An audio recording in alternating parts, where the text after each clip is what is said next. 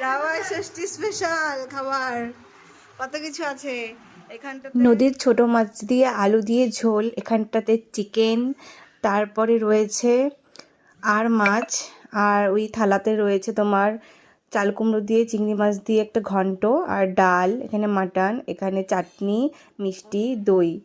সত্যি এখানটাতে দেখো এই এক নাম, এটা আমাদের বাড়িতে দুটো জামাই এসেছিল, এটা হচ্ছে প্রথম জামাই ষষ্ঠী সে খাচ্ছে, আর পরে যে আমার জামাইবু এসেছিলো সে কিন্তু একটু লেট করে এসেছিলো, তার জামাই ষষ্ঠী পরে হয়েছিল, তার জন্য সেম আয়োজনই ছিল।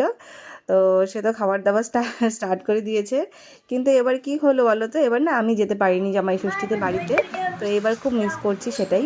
তো আমাকে কিন্তু দেখো আমার দিদি আমাকে কিন্তু 9 মাসে সাত খাইয়েছিল তারপরের দিন। এখানে দই আছে, ডাল আছে, এই চাল কুমড়া ঘন্ট, ইলিশ মাছ এনেছিল আমার জন্য।